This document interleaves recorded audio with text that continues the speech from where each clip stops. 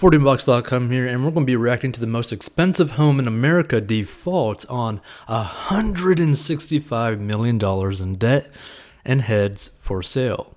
So let's get right into a story and feel free to give your thoughts. So a Los Angeles mega mansion once expected to list for $500 million has gone into receivership after the owner defaulted on more than $165 million in loans and debt, according to court filings. Now, here's the thing before we continue, right? This is the main reason why you need to stay away from debt. Which, by the way, if you want to learn how to get out of debt in a very simple manner, go to 40bucks.com. But here's the thing. This is why you got to stay away from debt. Right? Because there is always risk when you use debt, right? Whether it be buying a home, building a home, all that kinds of stuff, there's always risk. And a lot of people think like, oh no, this is easy. I'll just use other people's money. I could always make money. No, you can't always make money. And this is an obvious example of it, right? And like you've probably seen some of the videos about this actual property, right? The One, which you could just search on YouTube, the One, the $500 million mansion, right? Is a freaking amazing property, right? It is an amazing property and it's not even finished, okay? Think about that.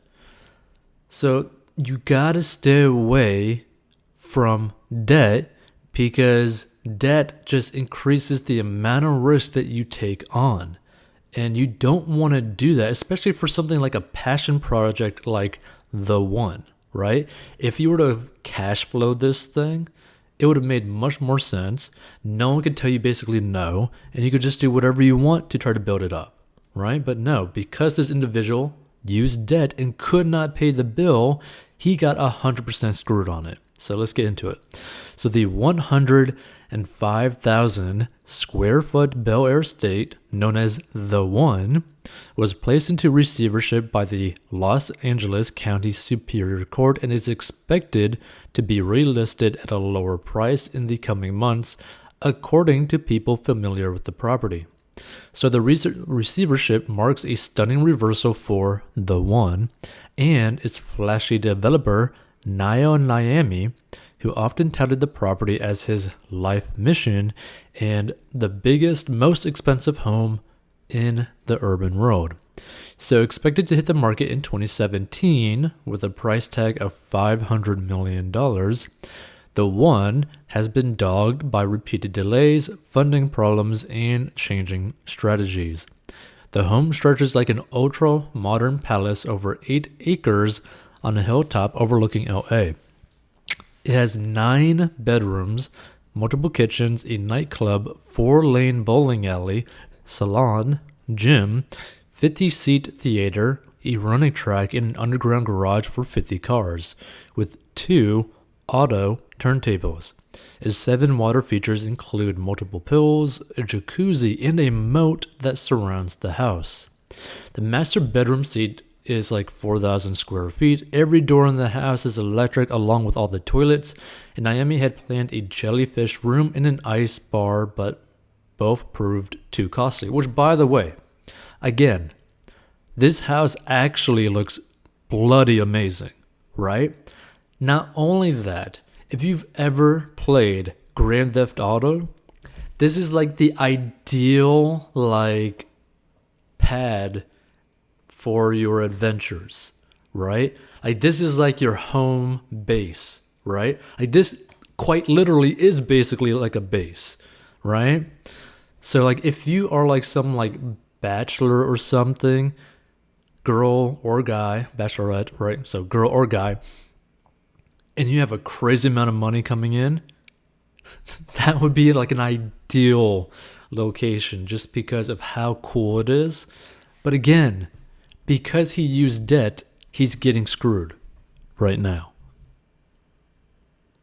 So there's a lot of people out there with a lot of money. They want something no one else can have. Niami told CNBC in 2017, this is it. Yet, the One was one of dozens of spec mansions that rose up from the hills of Bel Air and Beverly Hills after 2014, when the fashion magnate Bruce Bukowski sold a spec mansion in Beverly Hills for $70 million and kicked off a new California real estate gold rush.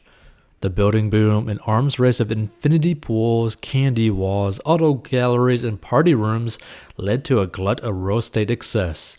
Many LA mega homes, including several built by Naomi, wound up selling for far less than their asking prices.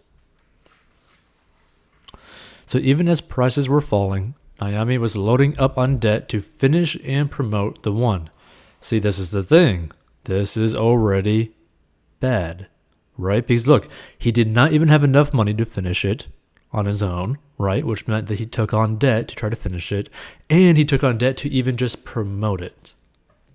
So the One, over the past 4 years, Naomi and his related LLC, Chris Lloyd, have borrowed more than $165 million to build and sell the One, according to property documents.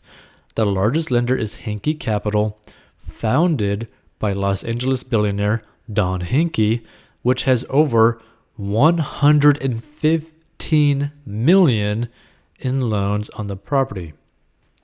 Yogi Securities Holdings, led by doctor turned real estate investor Joseph Inglenoff, has loaned the One over $36 million. To other entities, Infernal Realty and Maybach Corporation Holdings have provided loans of $7 million each.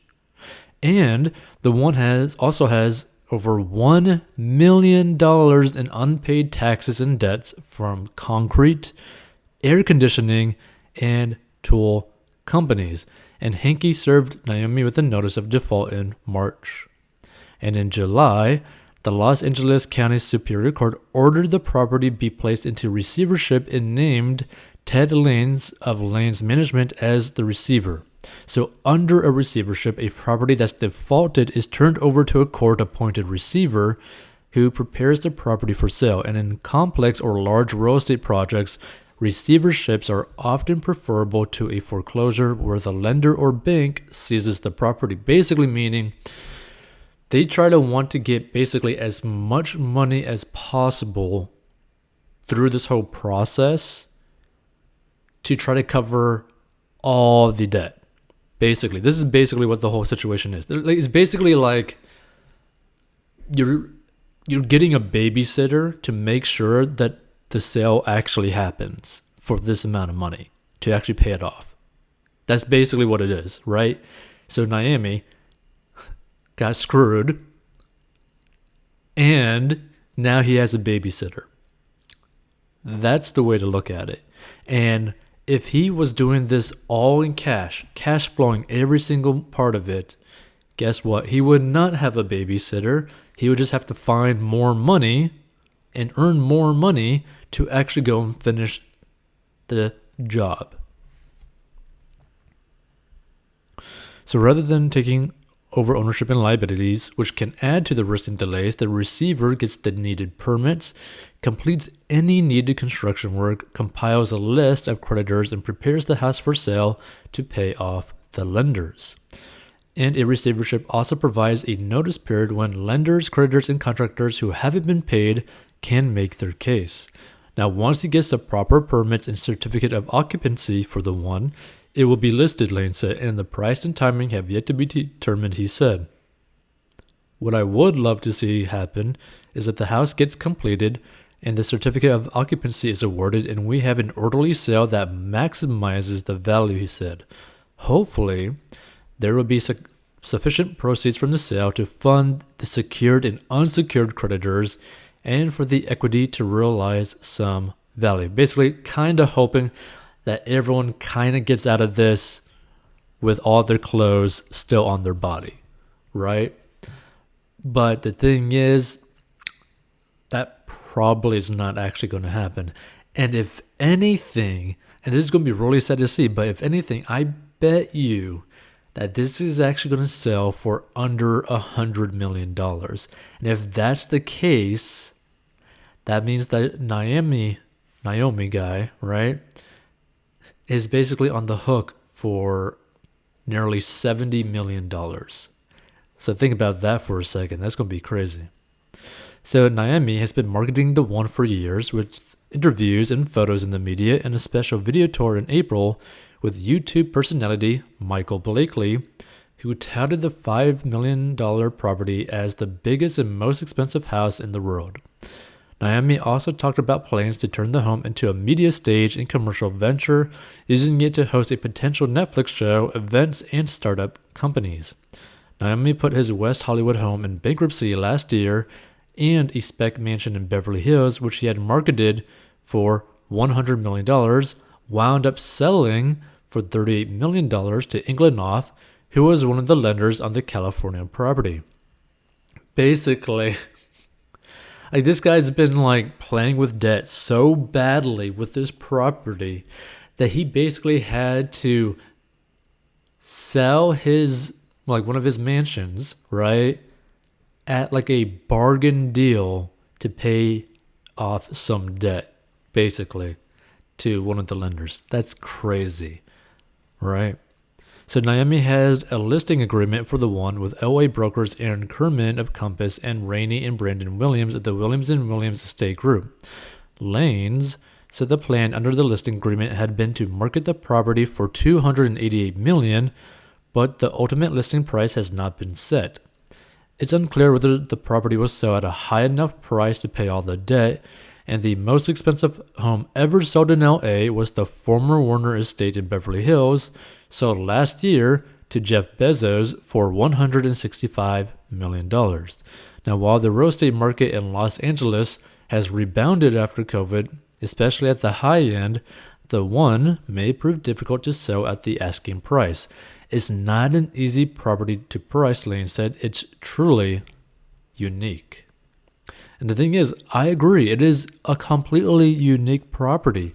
But this is the problem when you focus so heavily on doing things with debt, right? If you did this in cash, guess what? You could do whatever the hell you want to do, right? So if you want to learn how to get out of debt so that you have more freedom and you're basically not slapped around by the California government like this guy's being slapped around because he's in debt to a lot of different people and a lot of different companies, go check out 14box.com to learn the secret to getting out of debt, because no one should ever be in that situation where they're forced to do something.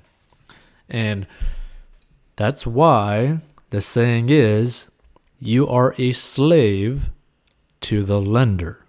And this is basically what the guy's situation is. He is a slave to his lenders. Keep that in mind. Feel free to give your thoughts. Stay tuned for more episodes.